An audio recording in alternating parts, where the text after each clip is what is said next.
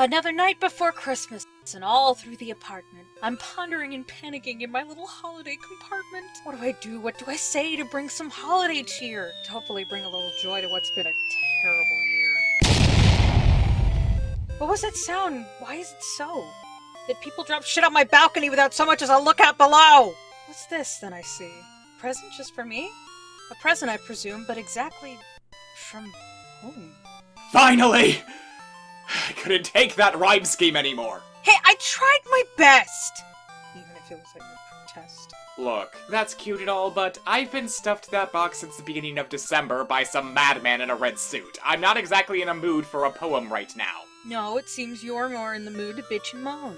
Well, A, I'm a sideshow commentator, that kinda comes with the territory, and B, this nostalgia critic review he shoved in the box with me is the only thing I could watch for the past month, and honestly, I'm not sure which was worse, the stuffing or the topping. What? Anyway, how about we look at that video of yours so you can get all your anger out before Christmas Day, Well, I guess it could help, but have you seen Frozen 2? Because this is going to spoil all of Frozen 2. It was the last movie I saw in theaters before the virus. Ow! Let's go before the seasonal depression really sets in. Yeah, I don't think this video will help with that. Hello, I'm the Nostalgia Critic guy, remember? So you don't have to. What am I missing, guys? What am I missing, guys? Ice pellets for one! Ice pellets for one! Get out, Anna! Pew, pew. What am I missing, guys? Yes, because clearly that is all that is in the movie. Absolutely nothing else. Now don't get me wrong, I know that this is intended to be a joke, but come on, man. After all, jokes can be used to push points, and this one comes off as, oh, this family film has a comedic relief character I don't like? You're telling me people love this movie? Even if we ignore that not everyone will find Olaf annoying, an annoying character doesn't automatically make a film not worthy of critical acclaim. The Hunchback of Notre Dame, for example. The gargoyles are generally seen as the worst part of the movie, and judging by your Disney-cember on that, I can tell you feel the same. Yet in spite of that, you said you love the movie in spite of its faults. So if anything, this shows that a poor comedic relief character doesn't mean that one can't have adoration for a movie. I make it no secret, I really enjoyed Disney's very loose telling of the Snow Queen with Frozen in 2013. But the film became such a hit that people quickly turned against it, claiming it was overplayed, overhyped, overexploited, even acquiring this reaction when Let It Go starts playing. So how did so many people rooting against it end up liking it, and how did people like me who really liked the first one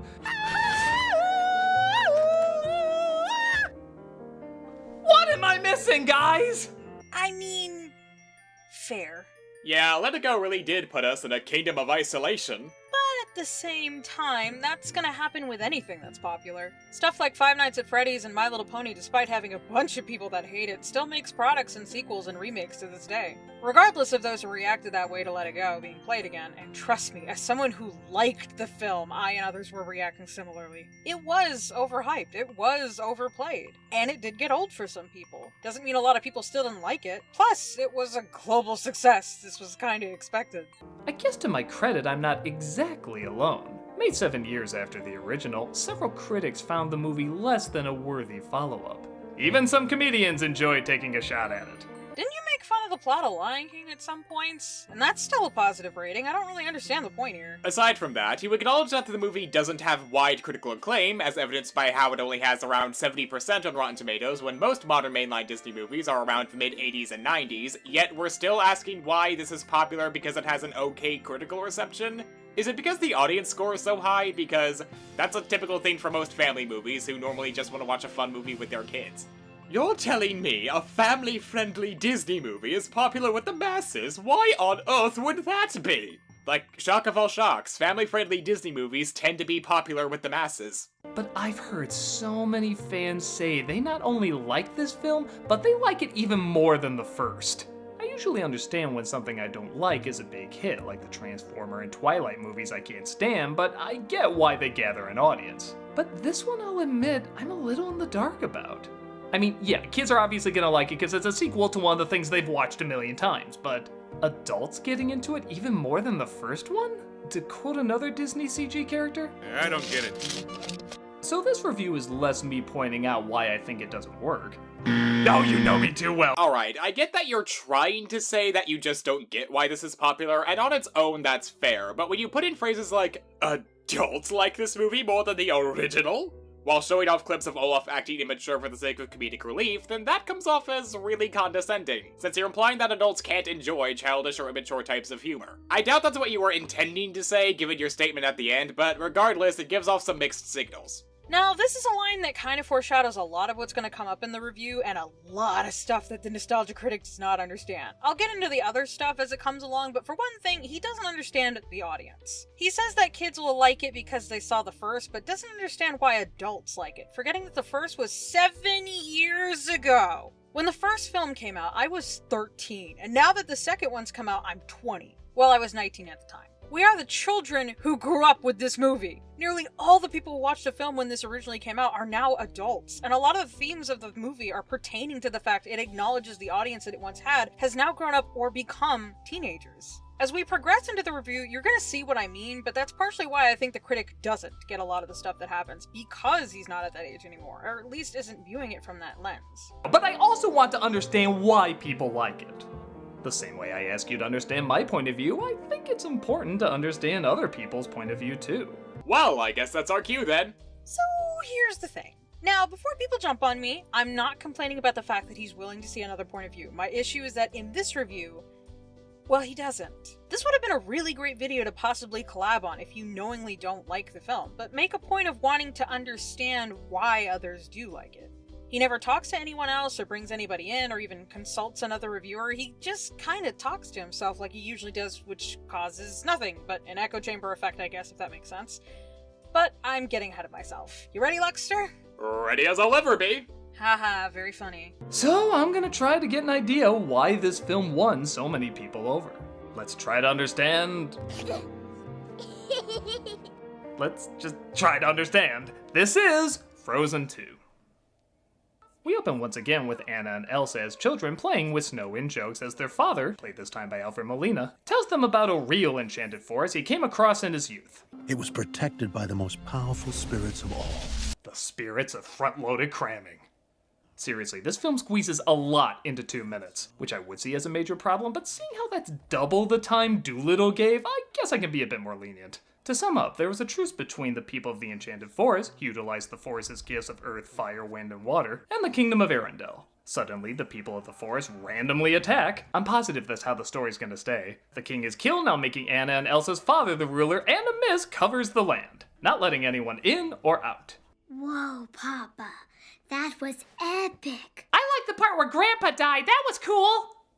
I mean it too when I say I'm summing up. Despite it being 2 minutes, here's an idea of how much they cram into that short time span.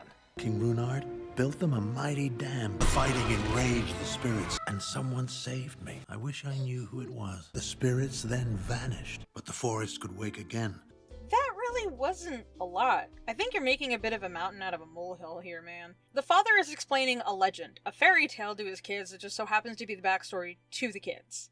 The reason why the fighting comes out of nowhere is because he was a teenager at the time and is a setup to the consequences of rewritten history by those who did not experience it completely. The story isn't complicated, it's not really loaded, it's actually relatively simple in all honesty, it's exposition told as a fairy tale. And even then, most of the stuff gets repeated as the movie goes on. They mention the dam when they get into the forest, they mention the elemental spirits when the citizens are chased out of the kingdom, they mention that their mother called upon the wind spirit to save their father when the wind spirit was attacking Elsa and everyone else. So even if you missed something here, it's not like you'd have no idea what's going on.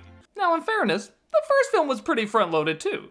Including, let's be honest, a lot of stuff that didn't make sense, but a lot of people went with because, well, fairy tale rules. Logic's kept low so you can focus on the simplicity yet relatability of the characters and problems. It's something you can easily fit in a storybook. I don't envy the people that tried to sum this movie up in a storybook. It's like a season of Avatar squished into a movie. You know the punchline, but I'm getting ahead of myself. The exposition is still going!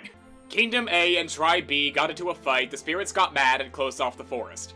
That's about as basic of a fairy tale story as you can get. And again, the extraneous details either don't matter to the plot, like the dad getting saved by the wind spirit, or are fleshed out later in the story, such as the dam being a gift from the kingdom to the tribe. This is a pretty generic backstory that isn't as complex as you're making it out to be. Tale as old as time, as repeated as war and bloodlust. The first one wasn't really that front-loaded either, it was just showing the backstory of the characters. You could argue the first one actually made less sense because the relationship with the rock trolls is never explained, they just kinda go there. And they help because, I don't know. But you're right, it is a fairy tale, and meant to be a lot more simple. So is the story the father is telling! It really isn't that complicated. I don't know why you're making such a big deal out of it. It's pretty basic and simple exposition for both movies.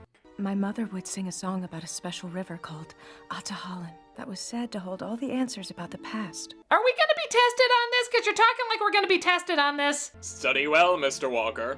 How the fuck did you survive Lord of the Rings when this is apparently too much for you? Granted, there were story segments he got wrong in that too, like the Eagles. Or the time where he questioned why J. Jonah Jameson defended Peter Parker due to him being Spider-Man because apparently secret identities don't exist. Or the fact he didn't understand the point of the song Hakuna Matata was to show a different way of dealing with your problems and not saying to simply be lazy and ignore your problems, but instead to not let them consume you and prevent you from moving on. You know, there seems to be a pattern. Well, I suppose in contrarian to the first song, he complains about some things really do never change.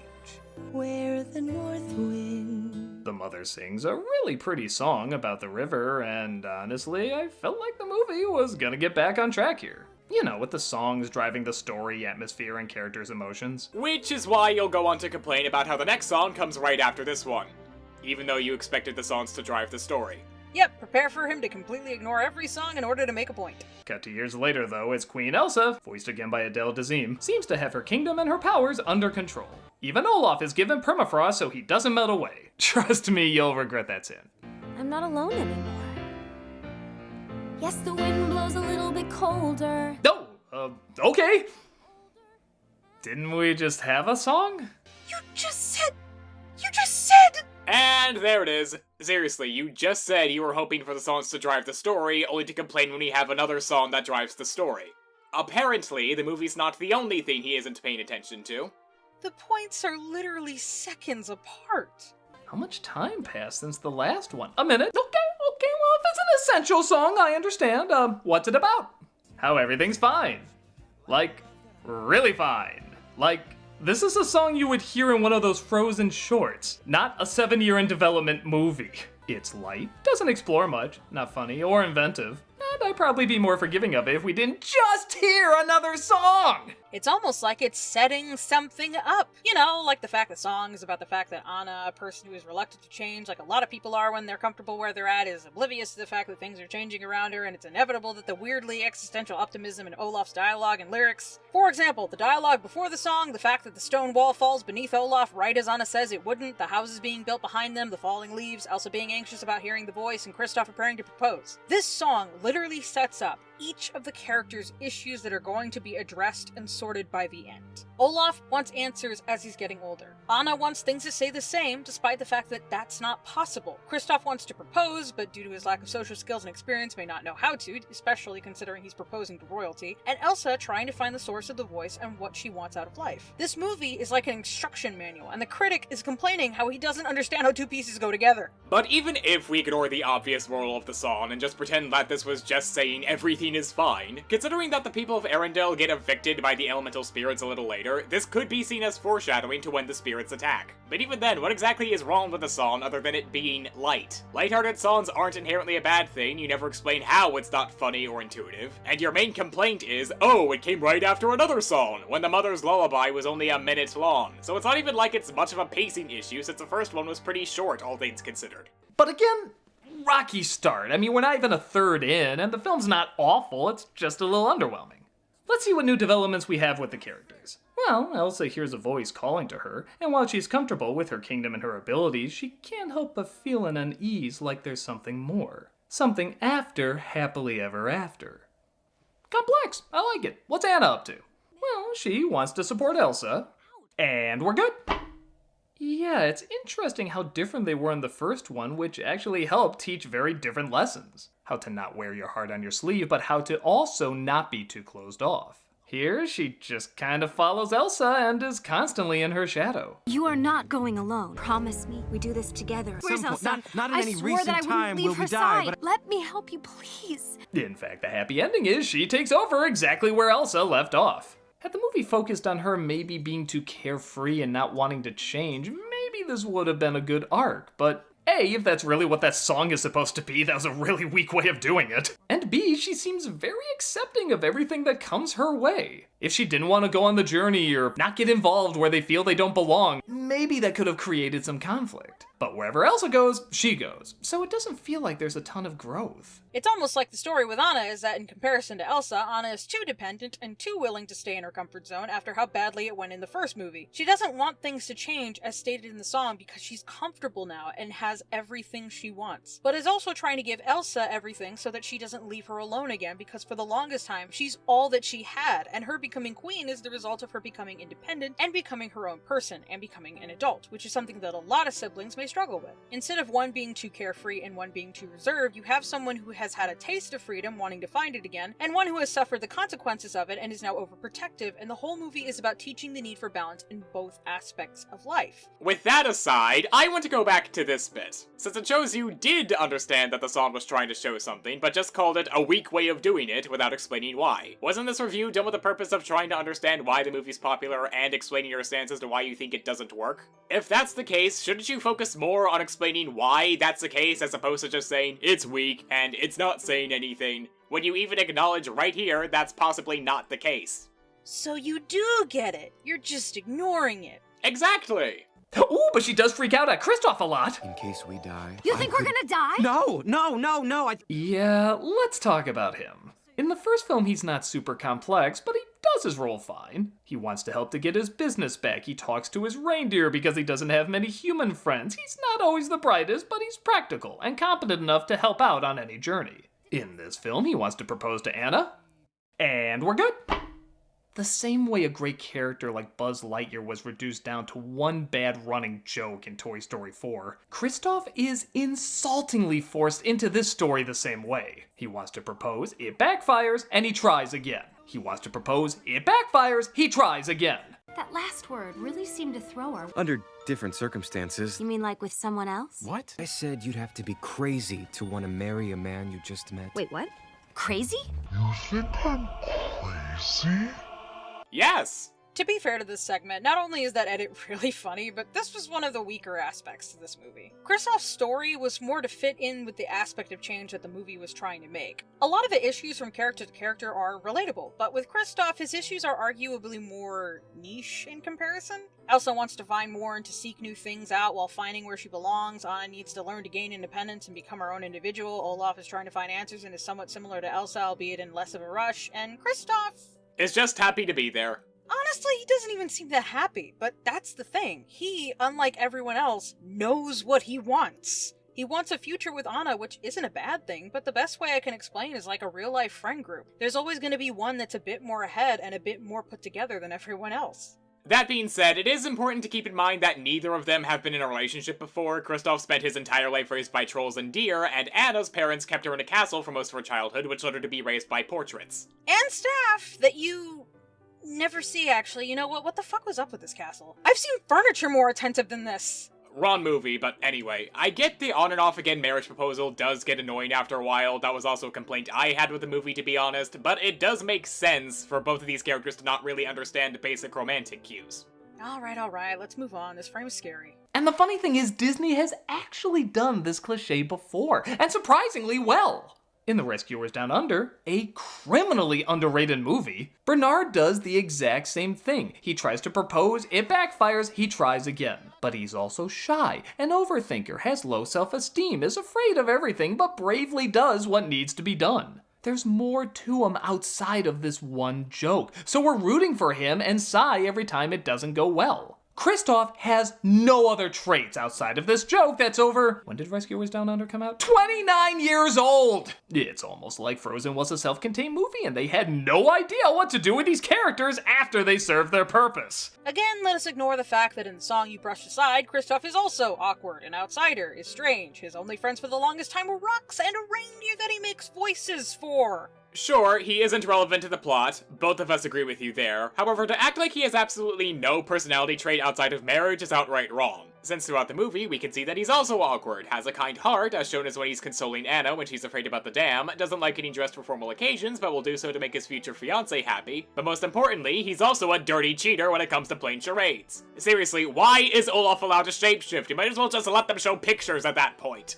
Forget that. Why doesn't Elsa use her ice powers when she's shown she can create whatever she wants with them? It's because she has standards, Nezzy. Fuck you! I want to win! It doesn't even make me want to see them together. With Anna exploding at him all the time, it honestly shows how not compatible they are. She isn't really exploding at him, she's panicking. You know, because she's gotten comfortable with her life and is being thrown in peril yet again, and Kristoff is terrible with words, because again, his main conversation companion is a reindeer he makes voices for. Now if he had a caribou companion, then he'd be getting somewhere.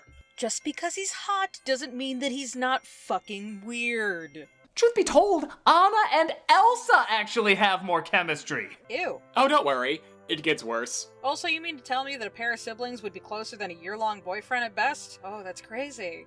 When are you going to see yourself the way I see you? You know, sisterly chemistry. What would I do without you? You'll always have me. Totally. Just sisterly chemistry. Cuddle close, scooch in. There's a river full of memory. I know what you're doing. Apparently, two sisters hugging each other and reminiscing over their dead mother is incest fuel. Before everyone gets mad at me, I know it's a joke, but am I the only one that got kinda uncomfortable? Like, this is a nice scene with two sisters being supportive and hugging, and that's where your mind goes? I don't know. That's kinda sus. Oh sure, I'm always sus to you, aren't I? I said nostalgia critic! Just shush and vote him off with me! Oh, well that's okay then. I'm watching you.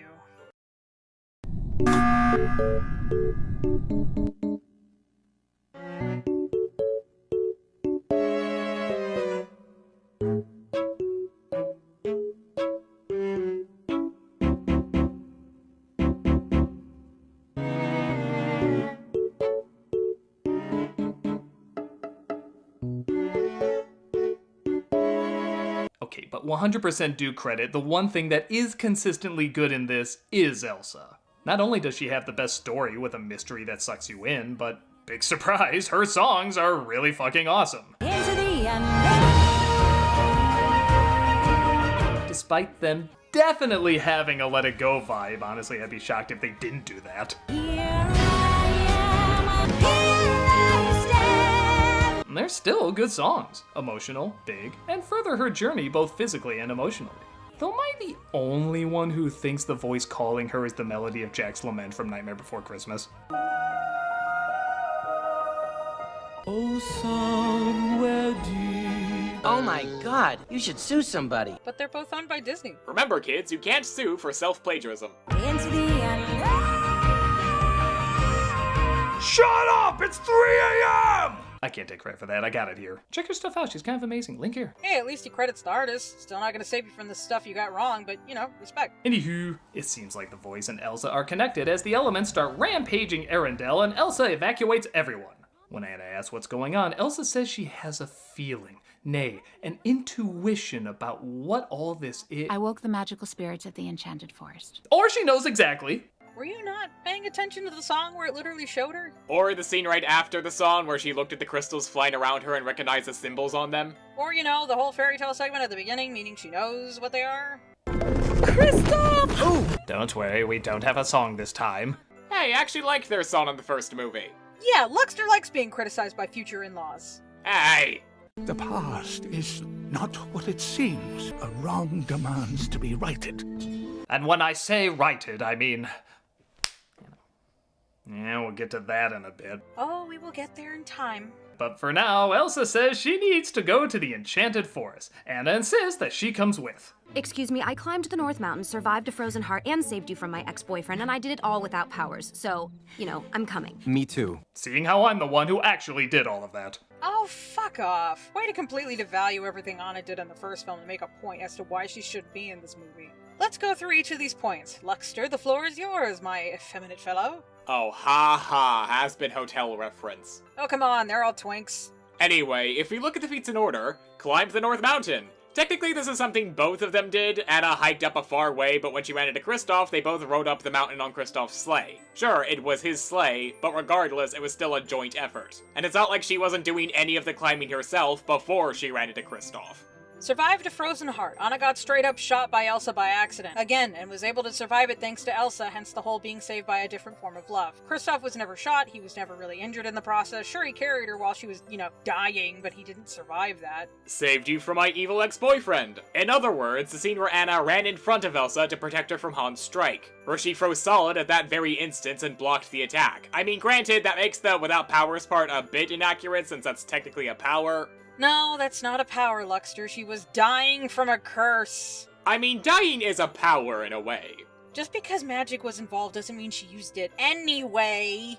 Alright, fine. Regardless, Kristoff literally had nothing to do with that scene, so what are you talking about by saying he actually did all that? Kristoff did like 1 out of the 3 things you stated, so you straight up either ignored, lied, or forgot about the events of the first movie in order to make a dumb point that doesn't even make sense. They reach the Wall of Mist, and Elsa's powers are the only thing that can get them through.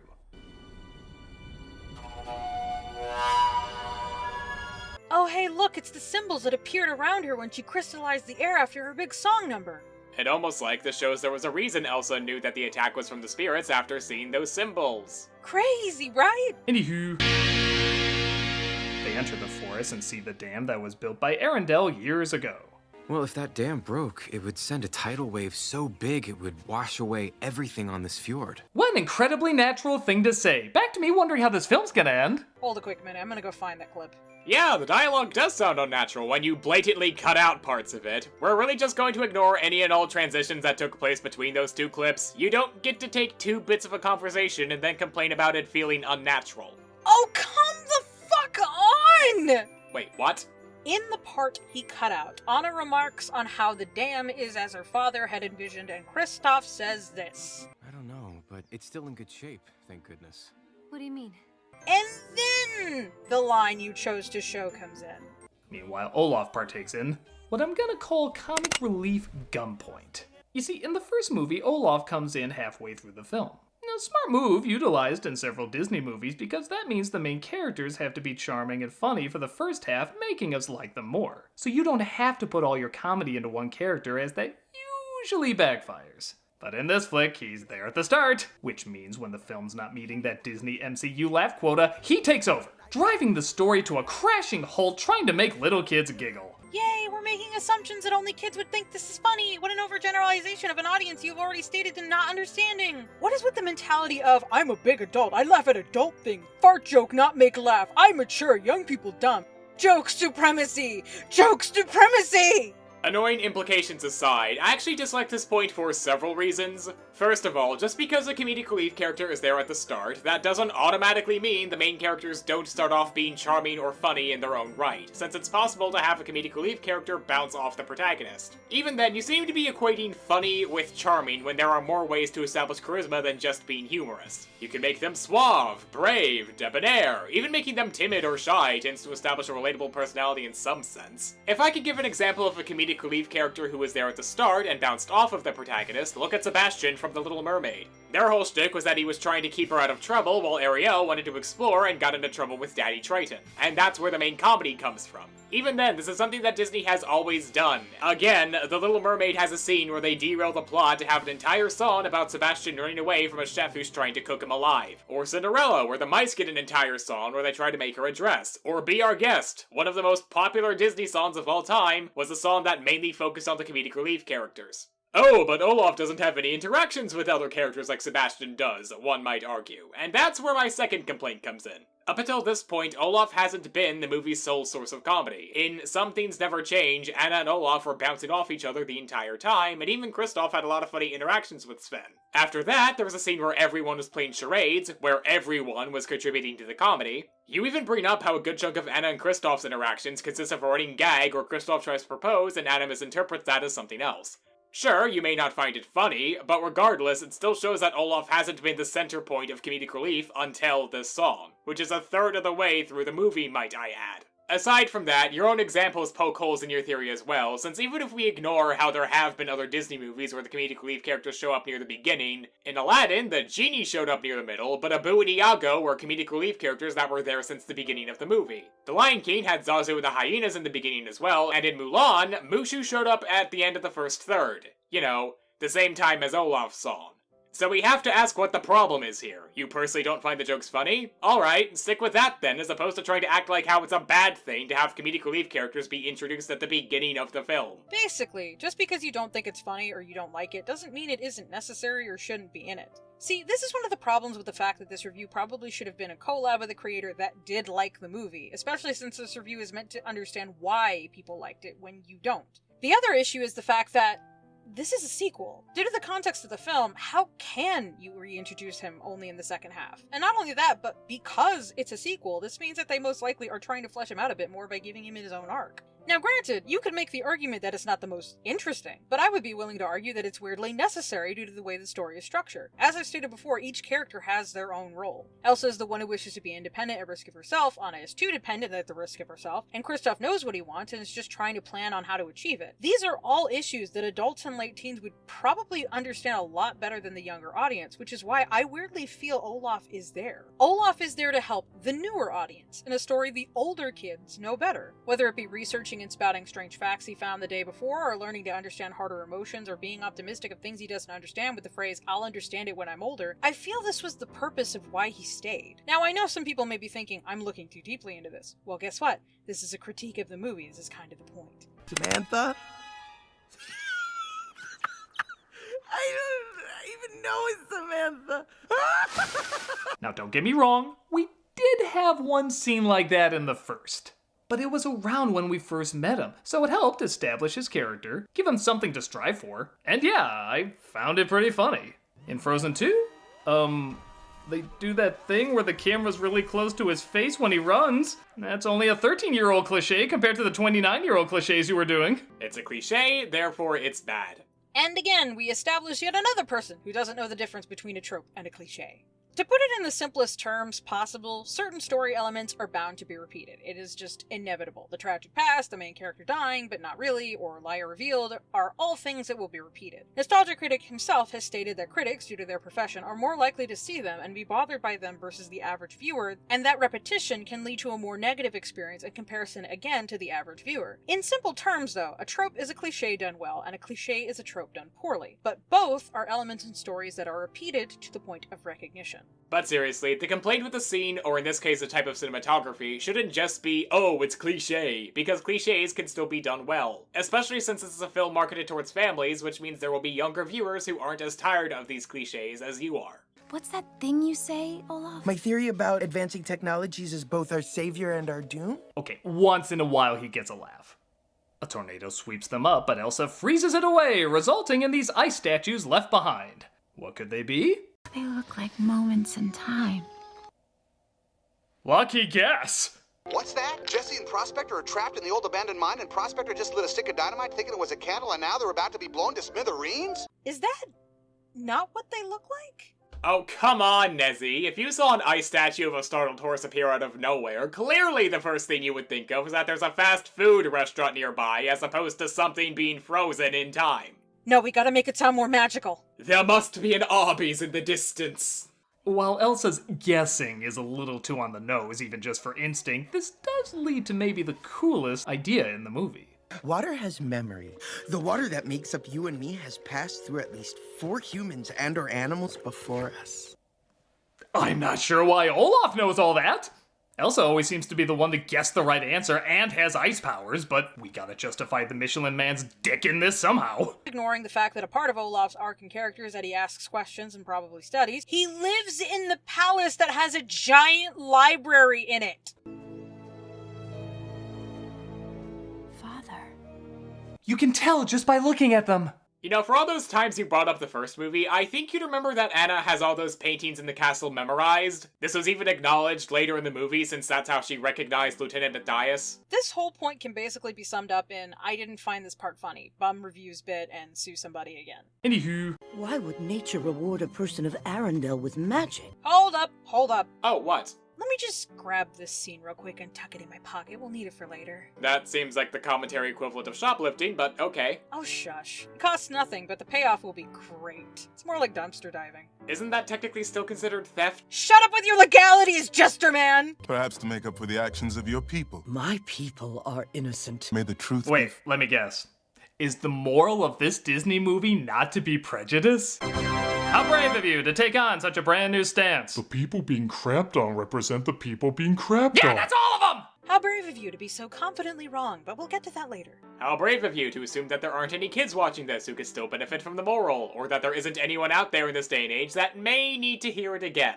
Did we mention this review came out in 2020? Well, cool. We can finally start getting some answers here. Nope. Still Rise of Skywalkering this shit. Keep doing stuff. Keep doing stuff. So, due to how vague that description was, I can only assume that you're referencing your Rise of Skywalker review, which, by the way, I don't appreciate having to go and watch another review to understand what's being said here, and surprise, surprise, this comparison doesn't work. Since in the Rise of Skywalker, you were complaining about how things were happening too quickly to the point where most of the vital information was told off-screen. Meanwhile, this is just a brief action scene that's here to showcase Elsa's powers to the tribe and the remaining soldiers. This isn't Skywalkering it, as you will. This is just, well... It's almost like all the elements are out of control and trying to prevent progress. An obstacle, if you will. Yeah, that. Fire spirit! Elsa finds the fire spirit is available for $37.89. Hey look, it's merchandise. As he beckons her to follow him, and like everyone else, that's his one thing in the movie. But who cares? Now we can finally get some Well, since you seem to be implying that Anna's a nuisance who does nothing to the plot, maybe we should show everything that happened in the scene you skipped over. Basically, when the fire spirit attacks, Elsa tries to put it out, and Anna tries to follow her into the fire, where she almost dies because of that until Kristoff got her out. And when Anna tried to make sure that she's okay in this scene, this happens. Elsa! Oh, thank goodness. Anna, are you okay? What were you doing? You could have been killed. You can't just follow me into fire. You don't want me to follow you into fire? Then don't run into fire. Which blatantly sets up her character development for later on in the movie. I'd like you to keep all these removed details in mind, since it will be coming back later. Almost like you skipped, I don't know, character development, story, and all things we've brought up a couple times now. That's a Northuldra scarf. Elsa, I see it. It's Mother. Oh, please, Lisa, everyone's already figured that out. Yeah, okay, the father who looks nothing like him they figured out, but the mother who literally hasn't changed one bit. Now that took some putting together. You know, aside from the different hairstyle, the rounded face, the higher nose, the younger features in general, and, well, the fact that 80% of the women in this movie honestly have the same face. Like, for all we know, this could have been the real Elsa, who failed the mission to save Arendelle and used her ice powers to go back in time and— Yeah, Disney has a bit of the same face syndrome going on. I mean, look at Anna and Elsa in comparison to Rapunzel. It really doesn't look that different. And these are supposed to be two different movies. But I would say this is more a problem with the designs and the actual story, which is a fair criticism to make. Our mother was Northuldra. They do this whenever they see hot women. Don't give them attention.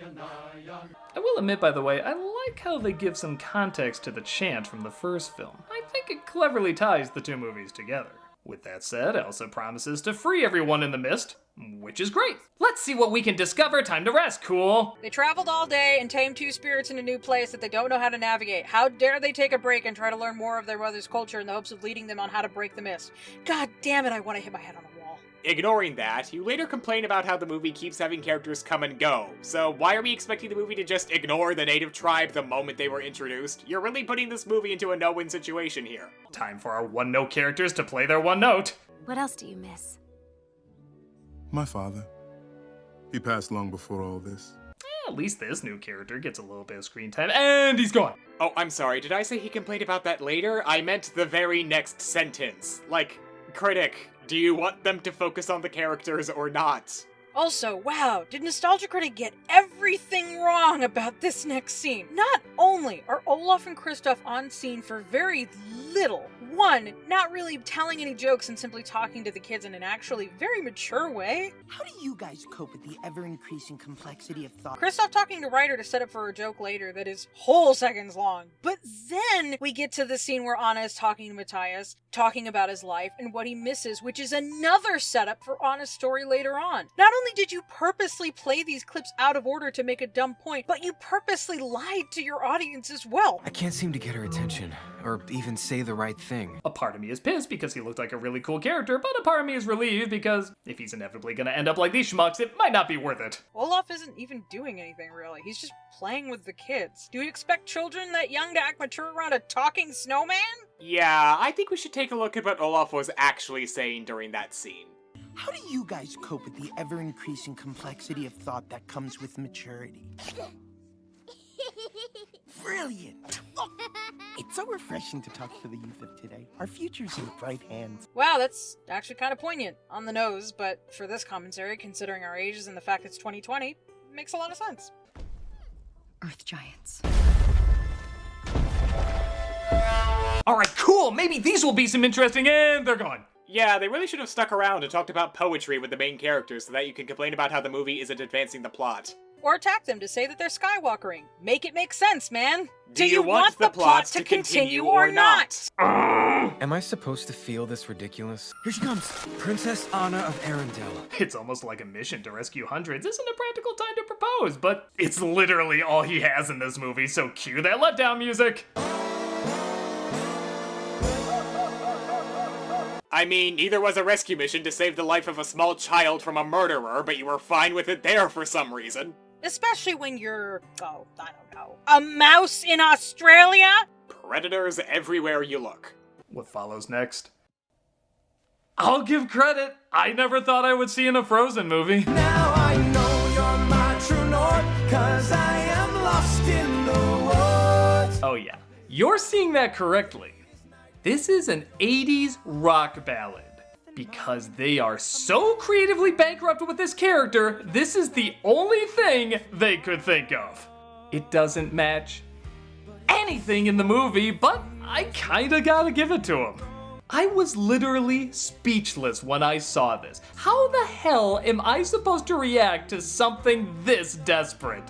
But they go for it. Nothing is half-assed. I like the first Frozen, but there's nothing I can say. I had my jaw on the ground in disbelief. I have to tip my hat. They went for broke on something that's so absolutely insane, it almost feels like a troll movie. In a series with actual trolls. I can't say it's good, but I can say it is legitimately amazing.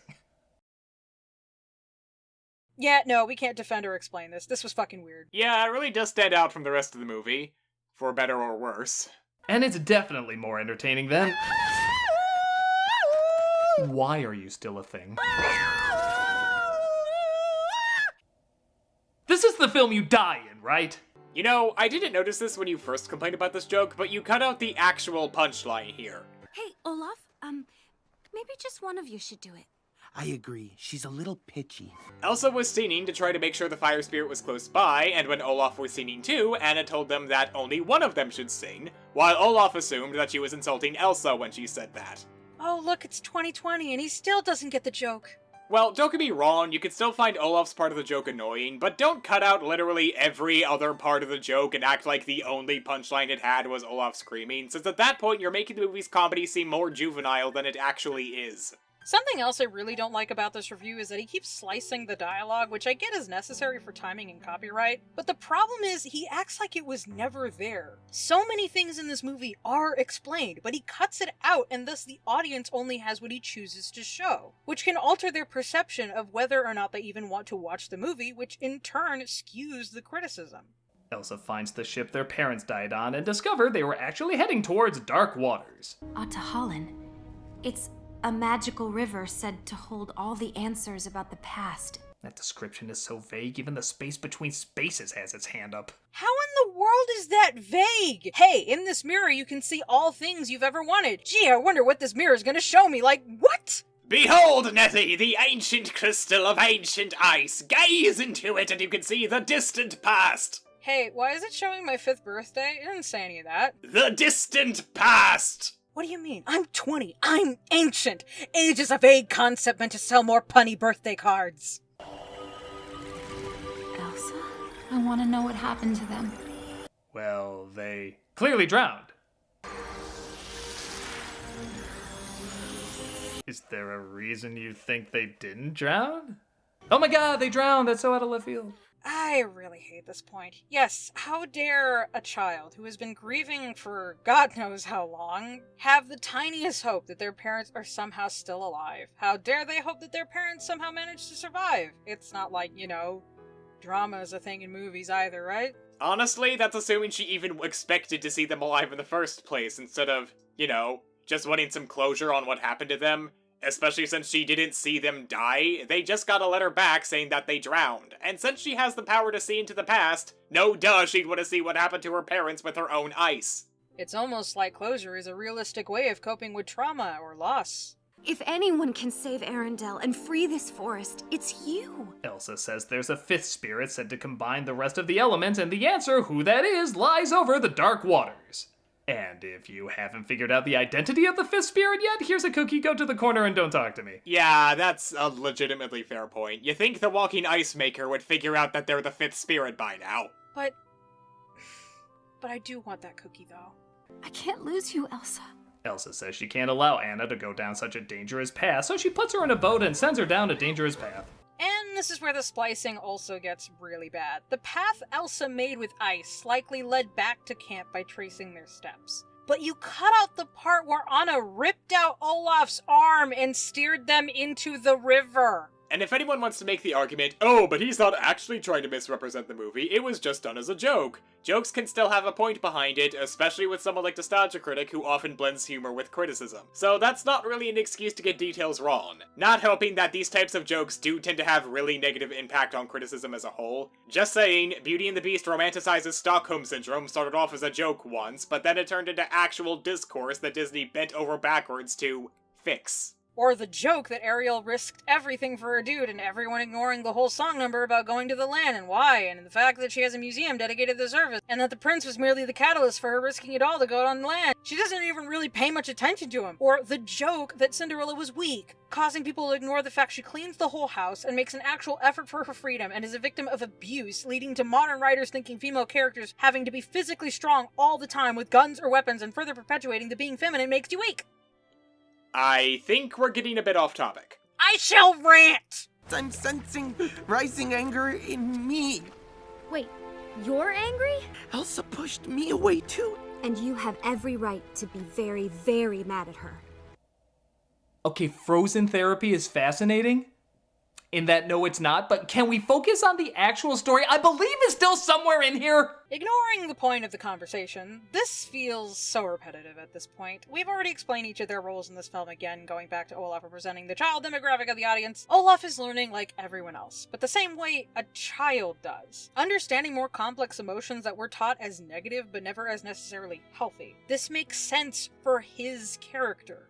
You said some things never change, but since then, everything's done nothing but change. Remember when I was used sparingly and adults didn't want to gouge their eyes out with their soda straws? That changed drastically from the first time. Again, this is a sequel. They can't just leave the character. God, I want to bang my head against a wrong-colored wall. They come across the rock giants and they're gone. Again, what do you want from this movie? I want the plot to propel forward only when it's convenient for me. Meanwhile, Elsa is alone, so the movie gets good again. Yeah, it feels like it's moving forward once more, with her trying to make it past the dark waters, taming the water spirit, leading to some kick-ass imagery, and again, a really good song. Show yourself, let me see who you are. Okay, I said this about Toy Story 4, it's an unpopular opinion, but I really feel like it holds true here too. Had the movie not been a sequel, but a spin-off named after the main lead, dropping all the side characters you now don't have to shove in, I think this could have been something really great. The music, the lyrics, the emotional animation, the performance, it's all wonderful.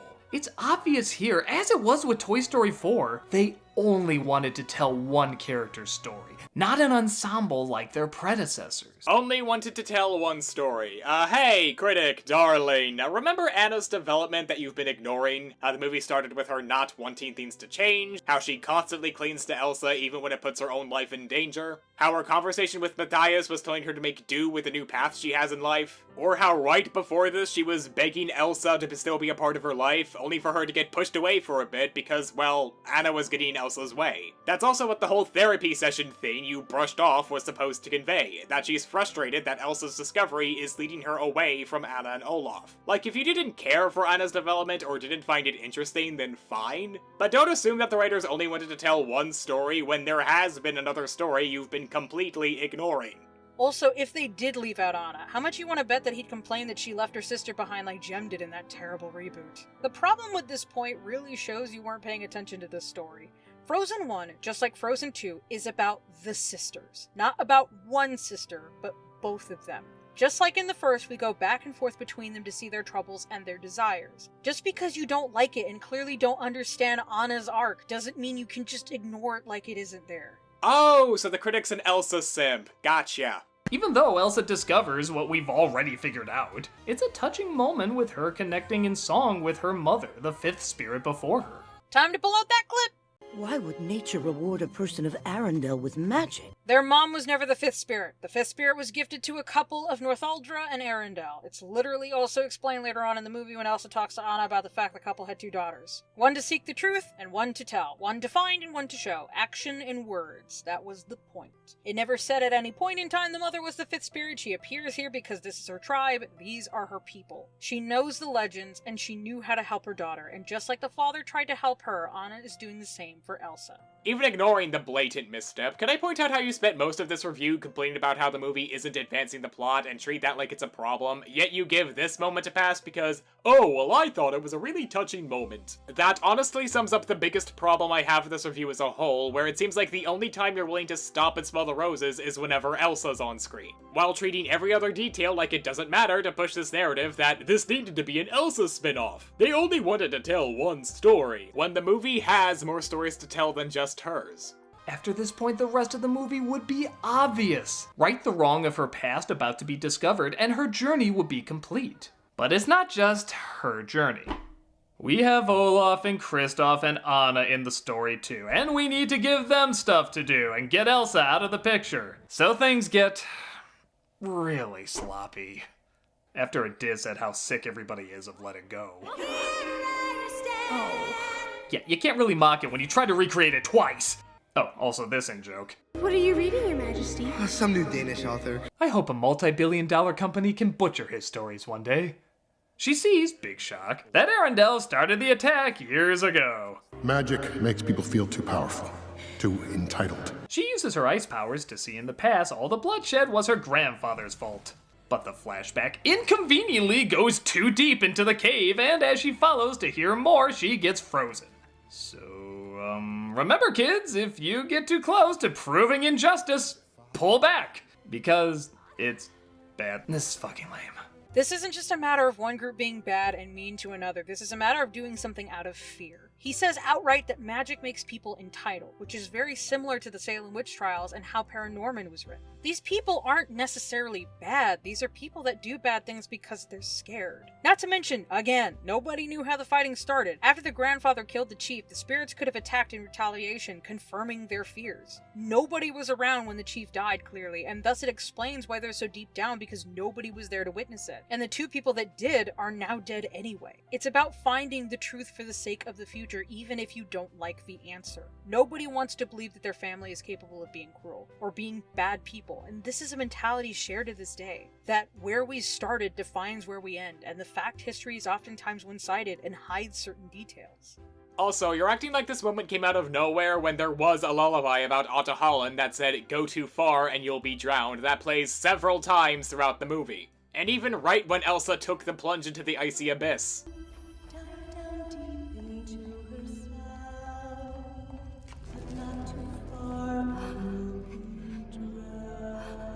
They will come in celebration, and then we will know their size. So this isn't as contrived as you're making it out to be, since there was build up to it. There will I guess with the last of her powers, she sends out an Instagram showing Anna what really happened. And because Elsa is frozen, she can no longer keep Olaf alive. I'm keeping a note of this again. You really like shoplifting, don't you? It's Christmas and I've been gone for a while. I need to give my audience something. I like more mugs. Wow. Not since Gurgi, Cyclops, and whichever Wayans there was in Dungeons & Dragons have I felt so bad about a character passing. Yeah, had he not kidnapped the movie several times just to tell annoying jokes, maybe I would have felt something here. But this is honestly done just to suddenly give Anna some depth. Which again, in a better movie, should have been Elsa's. It was already established, but nope, we gotta give Anna a cry moment too. You know, except for literally every moment where Anna... No, literally every other time we've mentioned Anna within these past 19 pages of script. Can there be a day beyond this night? She sings, again, a pretty decent song about loss. It's very heavy and well written. But it's for a character who had this as some of his last words. Turtles can breathe through their butts. The only star that guided me was you. When it's not you, I'm rising for. I'm not gonna feel much in this scenario. Bring out the clip. And because Elsa is frozen, she can no longer keep Olaf alive. You know, Olaf died because Elsa can no longer provide the magic necessary to keep him alive. Don't you think maybe, just maybe, Anna would know that too? You know, as her sister and seeing for herself how Olaf is kept alive? Are you fucking kidding me? How did you miss this? This is so easy. I feel like you're doing this on purpose now, like when you mix the clips. She's singing because she knows her sister is dead, and the one link, the link that has been there since they were children, when she was dying after being shot, is now gone. Meaning that Elsa, in her eyes, is also completely gone, after she has been so dependent on what her sister wants so she could keep her in her life. Are you kidding me? But for the sake of argument, let's presume that Anna was only crying about Olaf. Why shouldn't she be torn up about a cherished friend of hers dying? Someone who not only tried to save her life in the first movie, but was also established to have a close bond with her in the opening song? Like, I get it. You found Olaf annoying and you personally don't care for his Disney death because of that. Fair enough. But that doesn't mean it's illogical for Anna to cry over Olaf dying, and that doesn't mean that anyone else in the audience wouldn't feel bad over his death either, especially if they happen to find his jokes funny. Anna's solution to right this wrong is honestly pretty ballsy, especially for a Disney movie. Arendelle has no future until we make this right. The dam must fall. It's the only way to break the mist and free the forest. Yeah, she suggests drowning Arendelle, which is evacuated granted, but still destroying the kingdom to balance out the wrongs committed in the past. Yikes! I mean, it's a pretty complicated issue with a lot of layers involved. Moments ago you had turtles can breathe through their butts. And now you're like, we gotta destroy the homes of people who had nothing to do with this, yet still did benefit from it, but also have no say in it whatsoever. Anna isn't destroying the dam to right the wrongs of the past in the way that you're thinking. Again, missing the point. If you paid attention, the reason why the king killed the chief is because there was talk of taking down the dam, which was built to keep Arendelle safe and because the king was afraid of magic, but was disturbing the spirits. The king even notes the purpose of the dam was to weaken the lands, because he knew how it would affect the land around it. Dams do have pros and cons that are similar to this. Think about it. Why is the water spirit seen more in the ocean than in the rivers by the camps? Because it was driven away. The dam was essentially the blood clot of the forest and was preventing circulation, but it's keeping Arendelle safe from floods. Anna is making the choice to right the wrongs of the past at the risk of Arendelle's destruction, not for it. Elsa and Anna both understood that the dam is what was causing all of this because it was hurting the land around it. This is the same movie that had an 80s rock ballad parody, right? Pinocchio has a puppet child smoking a cigarette and playing pool before a human child forcefully turns into a donkey, and Cinderella has this horrifying scene after 15 minutes of a Tom and Jerry skit. Point is, movies can have both serious and silly moments, and considering that Nezzy was able to cite Cinderella as an example, this has been a thing since the 60s. This is far from unheard of at this point. But, okay, that's the path we're taking. Seems like a lot to unpack, but balls to the wall, they're going for it. She lures the rock giants to do literally the only reason they're in this movie: destroy the dam. Cool, you did your one thing. We're all doing our one thing. This lifts the mist as well as unfreezes Elsa. Now I know what you're thinking. Wouldn't Arendelle being destroyed be what lifts the curse? No! Literally the only thing that needed to be destroyed was the dam, since that was the thing hurting the forest. Arendelle, on its own, did not need to be destroyed. Arendelle was standing before the mist! And I'd like you to keep that last part in mind, since this makes his next tirade look a whole lot worse. Is this what people felt like during the wall review? I mean, couldn't somebody still go and technically stop it? That's the retconning bullshit Disney's amazing at! Yep, even though nobody was in the kingdom and they made a big deal about how this was the only way to bring balance back, there are no repercussions, no loss, no sacrifice, and no responsibility for any of their actions. You know what? Fuck off, Disney. You can't tap into something like this, make such bold claims, and then totally puss out at the end. At least the 80s ballad went all the way. This is tackling something super adult, extremely complicated, clearly outside your comfort zone, and then shrugging, we're just a kid's film. Just feel bad around Thanksgiving and you'll have done your part. Bull fucking shit. Look, it's fine if you want to grow up your fairy tales. But if you don't support that growth, you're not breaking down barriers, you're keeping people in those fairy tales. I'm not gonna pretend I'd be 100% okay with these actions if they went all the way through, but if that's the lesson you're committing to, fucking commit to it. You don't say the boy cried wolf and then he saw something that looked like a wolf but it wasn't, it was a rabbit. The wolf eats the sheep and a lot is lost. And you're pretending you're saying something as profound, but by backing out of it, you're not. You heard it here first, folks. Every solution must have collateral damage for the sake of consequence, and finding a peaceful solution that benefits everyone is a cop-out, apparently. Because why bother with just getting rid of the thing that's causing the problem, when you can just make an entire kingdom full of people homeless over things that were out of their control? The point of this was to say that the people of the future should not be destroyed for the mistakes of the past. Even if it hurts, the product of that mistake deserves to be taught instead of hurt in return. I'm surprised you aren't asking more questions like how did Elsa get there so fast, because I'm more shocked by that if anything. But to be honest, no ending would have been satisfying to you because you didn't even understand the journey that got them there in the first place. It's as bad as saying characters that died can easily come back. Why am I even humoring you with that possibility? Do you want to build a snowman? What? Well, as a prop for children's emotional manipulation, I have no idea what you mean. What? You all came back? Oh, I love happy endings. Just like real life. This is all how real life works. We have an adult message, guys. We're going there. It's a snowman!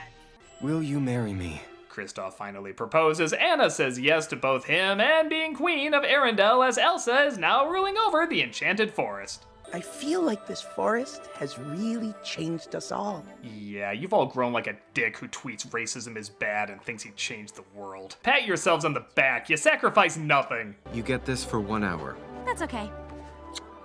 I prefer you in leather anyway. Guess that's where the PG came from. The two queens rule over their kingdoms. We're reminded of how little we've learned about all these new characters. And I'm gonna try and be real nice in summing this up. Okay, I really don't like this movie. I think it's unfocused, self-righteous, and way too cluttered. But part of this review is trying to figure out why others liked it. It's because we paid attention. Oh, you mean that thing he hasn't been doing the whole time? Paying attention or listening to why people like this movie? Ah, oh boy. Some even more than the first. Well, Elsa's story for the most part is good and keeps your attention. A good chunk of the visuals are appealing, most of the songs are memorable and usually further the story. And it's sad that this counts as a compliment now, but it's not a Disney remake. Oh, I don't mean just like it's not a live-action retelling. I mean this film could have just told the same story as the first one again, like a lot of sequels, and it didn't. I don't think anyone could predict this was the path it was going to go down, especially in certain parts. I guess, in a strange way, it is attempting to be more adult. I mean, the first one is obviously a simple fairy tale, where this one has more of a young adult fantasy feel, like, say, Avatar or Narnia. I think a lot of people felt it did try to grow things up and be more mature, where the first film certainly had more of an all-family vibe to it. While I know that was the intent, it just didn't hit for me. So if you got something really meaningful and moving from this film, who am I to take it away from you? I'd much rather have someone disagree with me and be who they are than agree with me denying what they really feel. There's certainly good things in this I can recognize. I just don't recognize it all together as good. Whatever our thoughts, we can certainly agree it tries harder than many other kids' films, and my guess is everybody's heart was still in the right place. It had good intentions, and it's up to you whether or not you feel it followed through. It doesn't do it for me, but like always, that doesn't mean it can't do it for you. So, Luckster, final thoughts? If there's one bit about this review I could say I genuinely liked, it would be the ending part. Since not only were you giving the movie a more fair shake by bringing up the positive aspects people may like about it, but you also acknowledge that this movie can mean a lot to people, and that even though you don't like it, you are fine with people disagreeing with your thoughts on it. I honestly respect that ideology, and it's one that I wish more reviewers would follow when criticizing a popular thing they don't like. However, between the constant "why do people like this" statements, along with all the digs about how the movie's pandering to children, then these concluding statements just come off as really inconsistent with the rest of the review. And honestly, I think that's a problem I've had with your style of reviewing for a long time now. I get there's a part of you deep down that wants to make respectful and nuanced critique, but it's always attached to this angry critic character who constantly acts like they know best, and that they can't dare be wrong, which not only makes the part where the information is wrong a lot more irritating, but also tends to muddy any good intentions you have behind your review's message. I'm not saying the two can't work in tandem, but I'd recommend either trying to find a way to balance the two more, or lean into one or the other. So, as you can tell, I wasn't a big fan of this review, and since NC wants to know why people like it, I'm going to speak for myself and why I like it. I also want to make note, I don't hate the Nostalgia Critic. I'm not going to deny he has had a huge impact on the way that I analyze movies and the fact that I like to talk about movies. I've watched him since I was a kid, and you can judge me for that all you like. I don't know what to say. So, to put it simply, I related to this movie a lot. As I said, there's a lot of talk of change and being afraid of the world moving around you when you aren't ready, especially for young adults like Luckster and I. I understand the desire to be independent while also being afraid to let go, to being scared and confused. That basically was 2018 for me. I was graduating and I didn't know what to do. I had a horrible depressive rut during my gap year. The idea of being alone was something that I was somehow so used to terrified of. I'm used to being by myself, but I also got really used to being told what to do in school because I was the gifted kid. I didn't know what to do after I graduated. And then I got older, and I was still confused. I just wasn't gifted anymore. But despite that, with some help from friends and family, I learned that when all else is lost, you just have to do the next right thing. Whether it be eating, taking a walk, or even taking a break. This movie came at a good time for me. I was turning 20 soon, and I was still really lost. I didn't know what I wanted to do. I was terrified of taking classes because I thought I was going to fail. Everything that I did felt like I wasn't going to get anywhere. I understand why people may not like this movie. It's clunky, it can be rushed, and it can be annoying to some people, but I feel like for some people, at least around my age that saw the first film when they were kids, related to it in those ways. The idea of being too dependent, the idea of being too independent, of wanting freedom but wanting comfort, of wanting safety, and you're conflicted and you're confused and you don't know where to go, and you feel like you are just completely alone because you feel like nobody understands that, and a lot of people do. I also want to add, and this is just from word of mouth, that apparently a lot of people who are LGBT really liked a lot of this stuff from this movie too. Particularly, Show Yourself, with Elsa singing with her mother, and gaining acceptance for who she is, especially with all of the rumors and talk that Elsa would be a lesbian. As someone who has questioned their sexuality and has questioned their identity and all of that, that song really did speak to me in a way, especially because my mom was the one I was afraid of coming out to the most. I didn't know how she would react. And that's the best thing about this movie, at least in my own personal opinion, is that I feel like there's something that someone can resonate with in the struggles of growing up, of being older, of losing people and having people walking away, of people walking to you, of people moving on and wanting to move on with you. And it may not be told in the best way to some people, but to others, it's enough. Life is crazy. This year practically is the embodiment of that statement, but sometimes it's good to know that something I grew up with, in a way, grew up with me. And this year in mind, any bit of positivity is enough for me, especially during Christmas. Well, now what? Well, as much as I'd like to go caroling, I've been stuck in that box for about half a month now, and I really want to go home. Oh, but I do like this song. Oh no. What? I don't sing.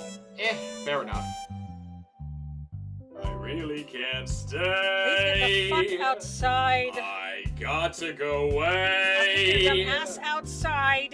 This evening has been A nightmare since you not dropped in. very I'll nice. kick you out onto the Now Doodle will start to worry. Sure she'll understand my Sure Mazzy fury. will be pacing the floor. I'll leave a sign to read on my so door. really I'd better You don't scurry. seem in much of a Well, hurry. maybe just another verse more. I think my throat's gone a Now bit sore. Twitter might think, Why are you still here?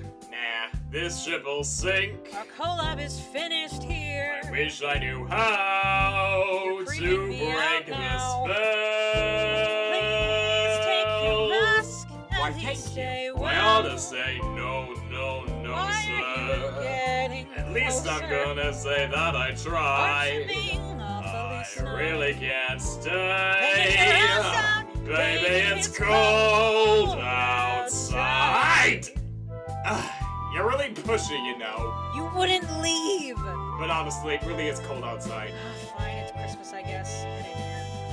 I simply must go. Baby, it's cold outside. The answer is no. Baby, it's cold outside. The welcome has been How lucky that you so dropped in. nice and warm. Look out the window at Our that audience storm. will be suspicious. Gosh, our fans' minds And are Crimson vicious. will be there at the door. Waves upon a tropical Don't shore. think they're gonna let us forget Bowser this. Dude is gonna be They're gonna yes. tease us all the year long. Come on, I let's don't even just smoke. finish this song. I gotta get home. Maybe you'll freeze out there. Say, lend me a comb. It's up to your knees out there. You've really been grand, Feel when I but touch your don't you see? How can you do this thing to me? There's bound to be talk Think of my tomorrow. lifelong At sorrow. least there will be plenty If you caught implied. pneumonia and I died. really can't stay. that odor. Baby, Baby, it's it's cold. Baby, it's cold outside. Well, that wasn't so bad, now was it? Just shut up and drink your hot chocolate. Shut that door!